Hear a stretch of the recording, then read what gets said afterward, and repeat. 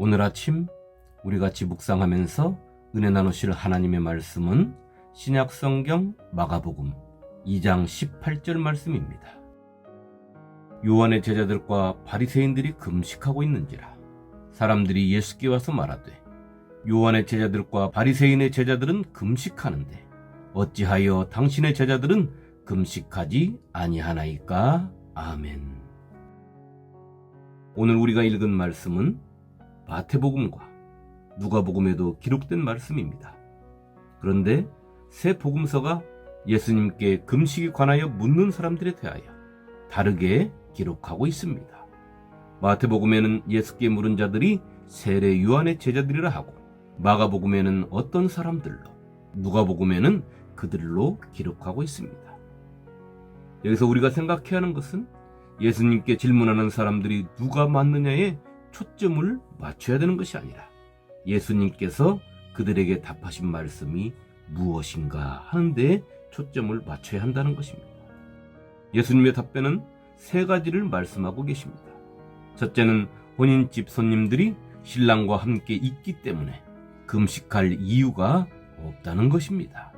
혼인잔치에 초대받은 자들이 잔치집에 와서 음식과 음료를 마시지 않는다면 그것이 더 이상하지 않겠습니까? 둘째는 생배 조각을 낡은 옷에 붙이는 자가 없다는 것입니다. 셋째는 새 포도주를 낡은 가죽 부대에 넣는 자가 없다는 것입니다. 이 말씀은 우리에게 무엇을 말씀하고 있는 것입니까? 그들이 전승해온 율법의 정신을 가지고는 예수님께서 전하시는 복음의 세계에 들어올 수 없다는 것을 말씀하고 있는 것입니다. 율법이라는 틀에 갇혀서는 복음을 받아들일 수 없으며, 복음은 낡은 율법 안에 갇힐 수 없고, 율법에 매인 믿음으로는 복음의 생명력 넘치는 삶을 살 수 없음을 말씀하고 계시는 것입니다. 성도 여러분, 믿음의 세계가 이토록 무서운 것입니다. 잘못된 신앙관을 가지고 그것이 옳다고 믿어지면 참 신앙을 정죄하는 것 말입니다. 우리는 하나님의 말씀을 바로 깨달아야 합니다. 하나님의 말씀에 깨달으면 반드시 성령의 역사하심이 있는 것입니다. 하나님의 말씀을 바로 깨달을 때 우리는 하나님 앞에 바로 설 수 있습니다. 하나님 앞에 바로 서야 예수 그리스도께서 걸어가신 길이 보이게 되는 것입니다. 그리고 그 길이 옳은 길임을 믿을 수 있게 된다는 것입니다. 예수님의 길이 나에게 옳은 길임이 믿어질 때 우리는 비로소 예수님께서 가신 길을 걸을 수 있게 되는 것입니다. 예수님께서 가신 길은 아무나 걸을 수 있는 길이 아닙니다. 교회만 왔다 갔다 한다고 해서 걸을 수 있는 길이 아닙니다. 예배만 참석한다고 해서 걸을 수 있는 길도 아닌 것입니다. 예수님께서 걸은 길이 아닌 다른 길을 걷는 사람은 예수님을 주님으로 믿지 않는 사람입니다. 예수님께서 가신 길을 걸어가는 것이 신앙의 길인 것입니다. 예수님께서 걸어가신 길을 걸어가야 하는 것은 그 길을 하나님께서 인정하셨기 때문입니다. 아브라함의 믿음을 하나님께서 의로 여기시고 믿음의 조상으로 세우신 것과 마찬가지인 것입니다. 예수를 주님으로 믿는 사람은 아브라함의 자손이 되어야 하는 것처럼 말입니다. 그런데 예수님의 길은 내가 걷고 싶다고 걸어지는 것이 아닙니다. 그것은 그 길은 내 힘으로 걸을 수 없기 때문입니다. 사람의 눈으로 걸을 수 없는 길, 사람의 생각으로 걸을 수 없는 길, 사람의 방법으로 찾을 수 없는 길이기 때문입니다. 수많은 사람들이 스스로 걷고자 하고 자신의 생각과 방법으로 이 길을 찾으려고 했습니다. 그러나 다 실패했습니다. 그것은 하나님의 말씀을 깨닫지 못하고 하나님 앞에 바로 서지 못했기 때문입니다. 이 길은 세상의 눈으로나 사람의 눈으로 보면 절대로 걷고 싶은 길이 아닙니다. 하나님을 똑바로 바라봐야 갈 수 있는 길이며, 성령의 인도하심을 받아야 갈 수 있는 길이고, 나의 모든 것을 하나님께 온전히 맡길 때 걸어갈 수 있는 길입니다. 그것도 하나님께서 주시는 기쁨으로 말입니다. 성경 속 믿음의 사람들이 걸은 길은 모두가 예수 그리스도의 길을 걸었습니다. 그 길은 참 믿음이 없이는 걸을 수 없는 길입니다. 많은 사람들은 착각합니다. 항상 드리는 말씀이지만 예수를 믿는 것이 이 세상에서 복을 받아 잘 먹고 잘 사는 것이며 풍요롭게 사는 것이 믿음 좋은 사람들에게 하나님께서 주시는 복으로 생각하고 말하고 믿는 사람들이 참으로 많습니다. 그렇다면 성경 속 믿음의 사람들, 예수님을 필두로 해서 모든 사람들은 하나님께로부터 저주받은 사람들입니다. 세상의 것으로 하나님의 복을 말하고 세상의 풍요로움으로 믿음의 척도를 말하는 것은 거짓 목자들의 사탕 발림의 소리이며 자기 배를 채우기 위하여 진리를 왜곡시키는 자들의 말장난일 뿐인 것입니다. 그렇다고 예수 믿는 사람들은 이 세상에서 다 가난하게 살아야 하고 힘들고 고통받고 박해받으며 살아야 한다는 말씀이 아닙니다.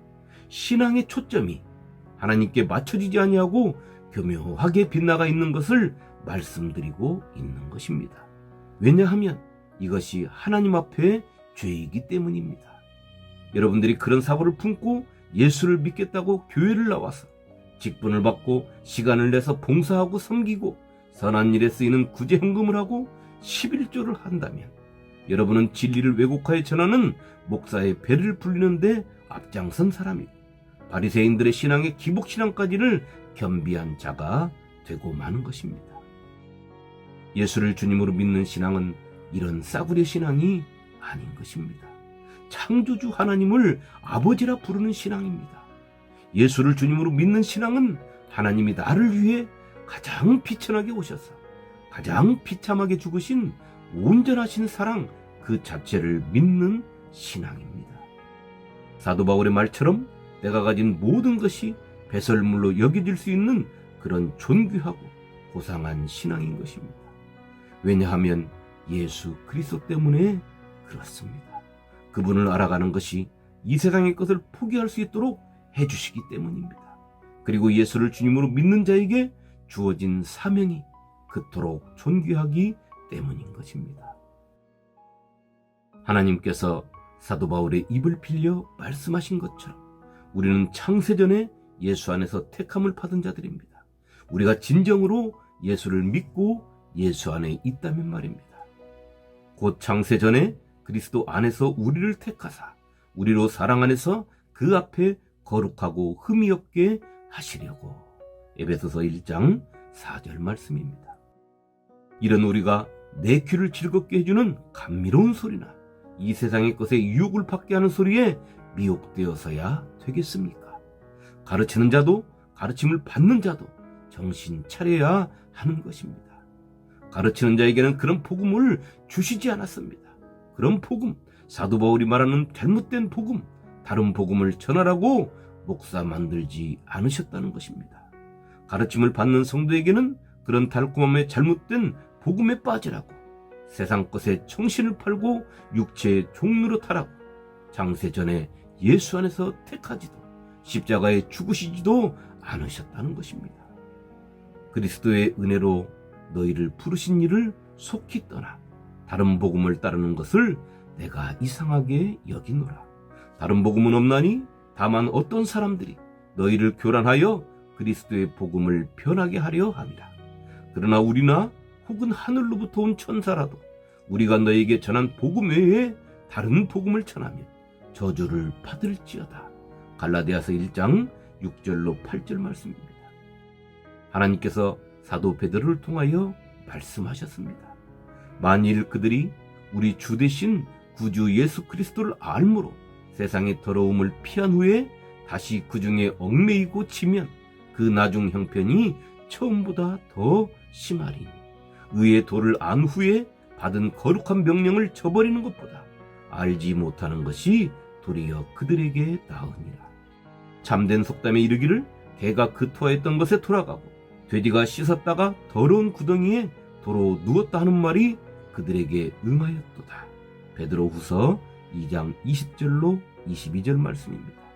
사도 베드로가 말하는 사람들은 하나님께 초점을 맞춘 신앙을 가졌다가 다시 세상으로 돌아간 사람들을 말하는 것이지만, 제가 말씀드리는 것은 세상 것에 마음을 두고 처음부터 예수를 믿는다고 하는 사람들은 신앙이 하나님께 맞춰진 것이 아니라 자신에게 맞춰져 있는 성도가 아닌 세상 사람에 불과하다는 것을 말씀드리고 있는 것입니다. 성도 여러분, 우리는 성도입니다. 성도가 가장 중심에 두어야 하는 것은 예수 그리스도입니다. 예수님께서 내 중심에 계시지 아니하는 신앙은 하나님과 온전한 사귐을 가질 수 없는 것입니다. 하나님께서는 사도 바울을 통하여 우리에게 비밀을 가르쳐 주셨습니다. 성도의 길 말입니다. 성도가 세상에서 승리할 수 있는 비결을 가르쳐 주셨습니다. 그의 영광의 풍성함을 따라 그의 성령으로 말미암아 너희 속사람을 능력으로 강건하게 하시오며 믿음으로 말미암아 그리스도께서 너희 마음에 계시게 하시옵고 너희가 사랑 가운데서 뿌리가 박히고 터가 굳어져서 능히 모든 성도와 함께 지식에 넘치는 그리스도의 사랑을 알고 그 너비와 길이와 높이와 깊이가 어떠함을 깨달아 하나님의 모든 충만하신 것으로 너희에게 충만하게 하시기를 구하노라. 에베소서 3장 16절로 19절 말씀입니다. 목사들의 입에서 성도들을 위하여 간구해야 하는 말씀이고 깊이 묵상하여 가르쳐야 하는 말씀이며 성도들이 이 말씀을 듣고 예수를 깊이 알아가고 예수가 내 안에 온전히 채워져 성령의 충만함으로 하나님의 것을 분별하고 하나님의 뜻을 받들고 하나님의 사랑을 바로 알므로 이 세상에서 성도로서의 고귀한 삶을 살아갈 수 있게 하도록 하는 말씀인 것입니다. 내가 예수 그리스도를 성령의 인도하심을 따라 바로 알고 예수 그리스도께 믿음의 뿌리를 내리고 하나님을 바로 믿는 믿음의 사랑으로 사는 삶이 사도 바울이 말한 선한 삶인 것입니다. 그가 우리를 대신하여 자신을 주심은 모든 불법에서 우리를 속량하시고 우리를 깨끗하게 하사 선한 일을 열심히 하는 자기 백성이 되게 하려 하심이라. 디도서 2장 14절 말씀입니다. 이것이 베드로 사도가 말한 아름다운 덕을 선포하는 삶인 것입니다. 오늘 예수님께서 말씀하시는 거짓된 금식을 하는 자들의 거짓된 믿음의 삶처럼 사람들에게 보여지는 세상 속 착한 일을 성경은 말씀하고 있는 것이 아닌 것입니다. 그런 것들은 하나님 앞에 바로 선 사람들은 사람이 숨 쉬는 것처럼 자연스럽게 일상 속에서 하는 것들입니다. 생색을 내고 얼굴을 팔고 이름을 내면서 매스컴에 오르내리고 사진을 싣고 기사거리가 되는 그런 값싼 선행이 아닌 참 믿음의 삶을 살 수 있는 길을 제시해 주고 있는 것입니다. 성도는 예수를 알아야 합니다. 깊이 알아야 합니다. 그것은 예수 안에 생명이 있기 때문이며 예수 안에 하나님의 영광이 있기 때문인 것입니다. 예수 안에 하나님의 영광의 부활이 있고 영생이 있으며 하나님의 나라가 있기 때문인 것입니다. 세상 것을 얻으려고 예수를 주님으로 믿는 싸구려 신앙을 버리시기를 축원합니다. 예수님의 거룩한 보혈을 세상의 짐승의 피로 바꾸려는 어리석은 신앙을 버리시기를 축원합니다. 오늘 하루 예수를 주님으로 믿는 참 믿음 안에서 예수를 바로 하는 데 힘쓰고 사도 바울이 말한 것처럼 예수를 알아가는 것이 나에게 진정으로 고상해지고 고귀해져서 하나님을 바로 만나고 믿음의 눈을 바로 떠서 사는 한날이 되시기를 당신과 친밀해지기를 간절히 원하시는 예수님의 이름으로 축원합니다. 아멘.